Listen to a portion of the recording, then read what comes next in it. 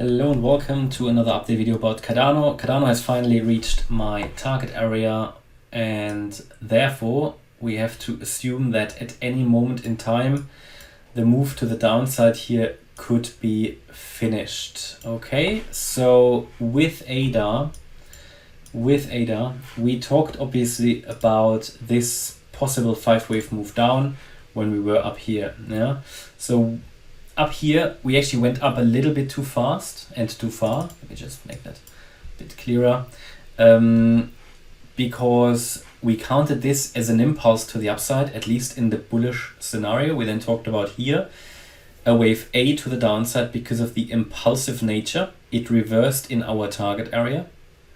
We moved up in a wave B. I think from what I remember, I think we moved up higher than expected. Yeah, in the direction as expected, but higher, because you will normally not reasonably assume that what you're seeing after a wave A is going to be an overshooting wave B. And this is exactly what it did. Overshooting wave B, it exceeded the high of the previous wave. This is possible in the Elliott wave method. It is rare, but it's also not so rare that you would dismiss it. It happens, let's say, fairly frequently, yeah, but again, it's not as frequent as the normal patterns that you would expect, the regular patterns. In crypto they happen maybe a little bit more regularly, no? But yeah, we are currently heading down here as per the scenario, and that means a reversal was overdue up here anyway. So we then talked about here this the breakout to the downside, 1, 2, and we can count this as a wave 1. Leading diagonal, a wave 2 retracement. Then here, the wave 3 down. But to be fair, I think I need actually to move the one here, because if we do it, we want to do it correctly here. 1, 2, then the 3 down. And the 3 would actually sit here to have the 5-wave move. Then the wave 4 triangle to the upside that we talked about in the previous video earlier today. Remember, we talked about the triangle pattern, and we had on the bullish and the bearish chart the same wave pattern in the short term, which is always a good signal that it is going, you've got these the confluence basically that is going in the right direction. So this was the video earlier today. We talked about the wave 4 high here. The breakout then happened to the downside, and we expected further continuation here to the downside. So, and this could evolve as an ending diagonal, the way this looks like with all these overlaps. That's fine. Yeah, target for wave 5.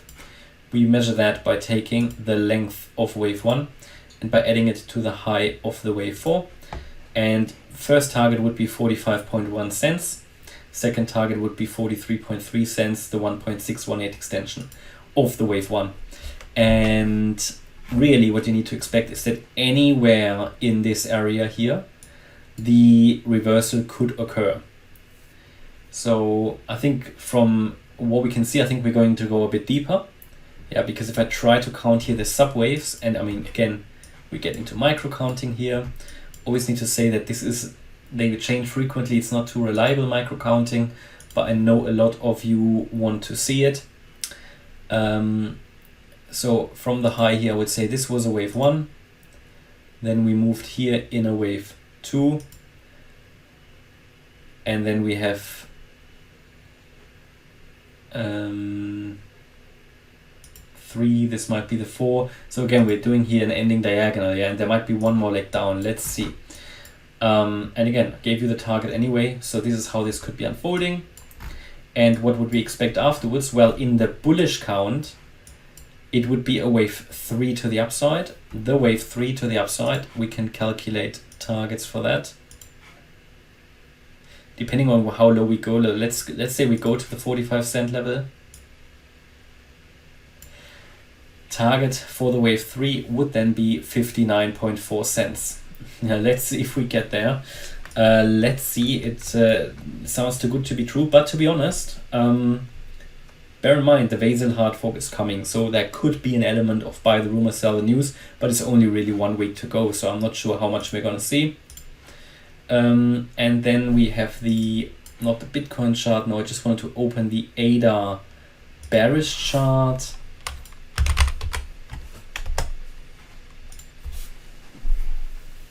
ADA bearish, and here we had on the shorter time frame, this is what I mean, we had the same wave count.